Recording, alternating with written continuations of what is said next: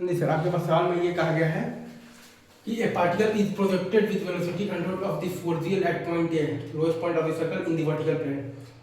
Find the maximum height above the horizontal level of the point A if the string slacks at point B action.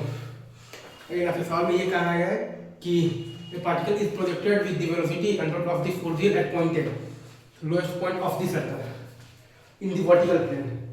Find the maximum height above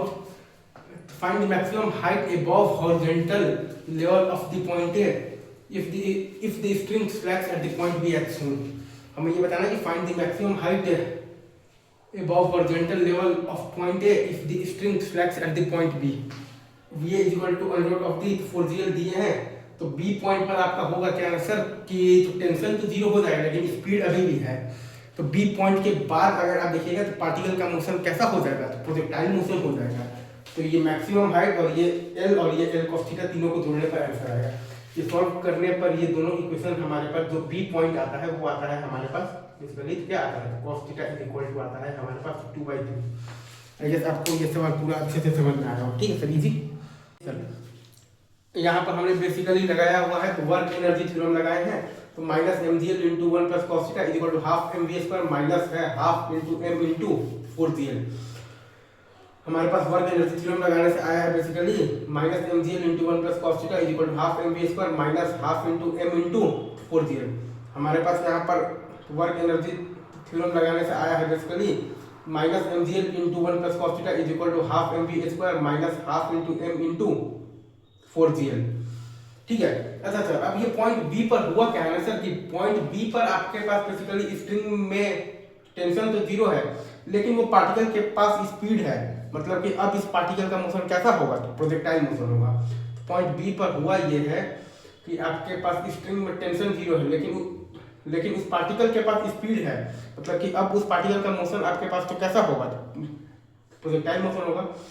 point B पर हुआ ये है कि string में tension zero हो गया है लेकिन पार्टिकल के पास स्पीड है, मतलब कि अब उस पार्टिकल का मोशन कैसा होगा, प्रोजेक्टाइल मोशन होगा, राइट। तो हमने ये इक्वेशन लिखा है कि t plus mg cos theta is equal to mv square by l। तो जब आपके पास t बराबर जीरो होगा तो आपके पास v बराबर under root of the lg into cos theta होगा। हमने ये लिखा है कि t plus mg cos theta is equal to mv square by l। तो जब आपके पास t बराबर जीरो होगा तो उस टाइम पर आपके पास v बराबर होगा under root of the lg into cos theta. t plus mg cos theta is equal to mv square by l।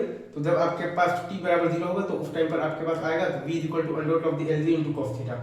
तो ये दोनों को सॉल्व करने से आपके पास आ जाएगा cos theta is equal to 2/3। तो ये दोनों को सॉल्व करने से आपके पास आ जाएगा cos theta is equal to 2/3।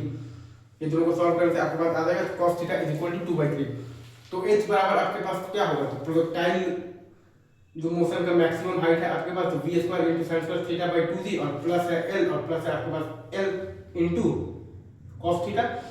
तो h बराबर आपके पास क्या है, प्रोजेक्टाइल मोशन का मैक्सिमम हाइट है आपके पास v square into sin square theta by 2g और प्लस है आपके पास l और प्लस है आपके पास l into cos theta. h equal to आपके पास क्या है, प्रोजेक्टाइल मोशन का मैक्सिमम हाइट है आपके पास v square into sin square theta और बाई है आपके पास 2g और है आपके पास प्लस l और प्लस है आपके पास l इंटू cos थीटा। तो उस सबको जोड़ने से आपके पास आ गया है h is equal to l plus 12/3 plus 5/27 is equal to 50 मतलब कि l/27। वो सबको जोड़ने से आपके पास आ गया है h मतलब कि is equal to l plus 12/3 और प्लस आ गया है 5/27 is equal to 50 l/27। h is equal to आपके पास आया है l plus 12/3 plus 5/27 is equal to 50 l/27। Easy, आगे बढ़े।